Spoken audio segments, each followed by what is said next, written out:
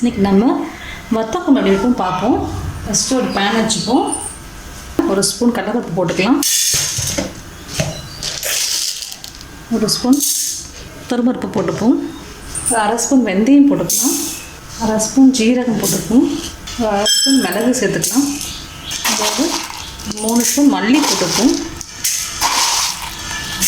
4 மிளகா போட்டுக்கலாம். வர மிளகா நம்ம ட்ரையாக அதை வறுத்துப்போம்.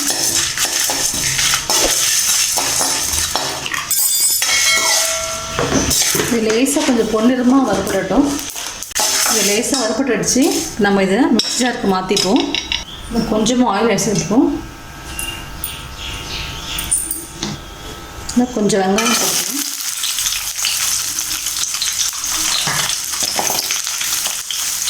இதில் ஒரு தக்காளி வச்சுப்போம். தக்காளியும் போட்டுப்போம்.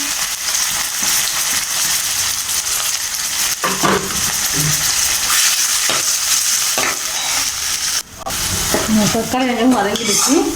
நம்ம இதையும் போட்டு மாற்றிக்கலாம்.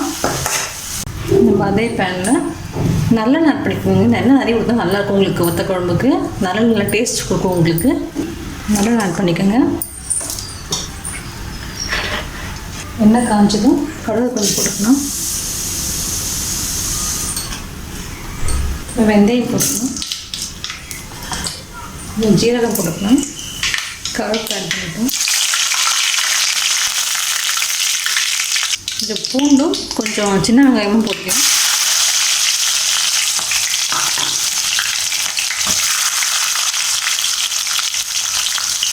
மஞ்சள் பொடி ஆட் பண்ணிப்போம்.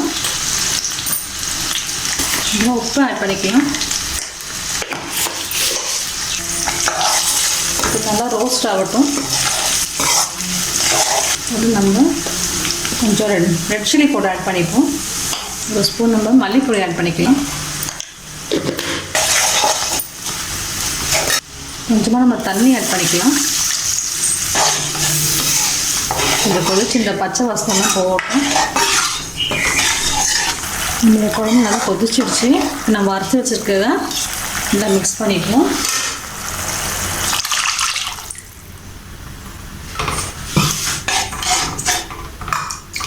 கொஞ்ச நேரம் கொதிக்கிட்டு வச்சுக்கோம். நம்ம புளிக்கரைசல் ஊற்றிக்கலாம். அதில் இந்த புளிக்கரைசல் ஆட் பண்ணிக்கிறதுல கொஞ்சமாக புளி எடுத்து கலக்கி வச்சுருக்கேன். ஆட் பண்ணிப்போம். இது நல்லா திக்காக வரணும். அப்போ நல்லாயிருக்கும் குழம்பு. இல்லை நீங்கள் சுண்டக்காய் வத்தல் போட்டுக்கலாம். இல்லை மணத்தக்காளி வத்தல் கூட போட்டுக்கலாம். எதுவும் போடலை. அது கூட லாஸ்ட் ஆட் பண்ணிக்கலாம். நல்லாயிருக்கும் குழம்பு. கடைசியாக கொஞ்சம் வெல்லம் ஆட் பண்ணிப்போம். நீட்டுக்கு கொஞ்சம் போட்டு நல்லாயிருக்கும் வத்த குழம்புக்கு. குழம்பு ரெடியாகிடுச்சு. இந்த குழம்பு ரெடியாகிடுச்சு. நாங்கள் எண்ணெய் பிரிஞ்சு வந்துடுச்சு. நல்லா திக்காகிடுச்சு. நீங்கள் தேங்காய் மண்ணெலாம் அரைச்சி ஊற்றிக்கலாம். நான் தேங்காய் அரைச்சி ஊற்றலை. இந்த குழம்பு ட்ரை பண்ணி பாருங்கள். உங்கள் கமெண்ட்ஸ் சொல்லுங்கள்.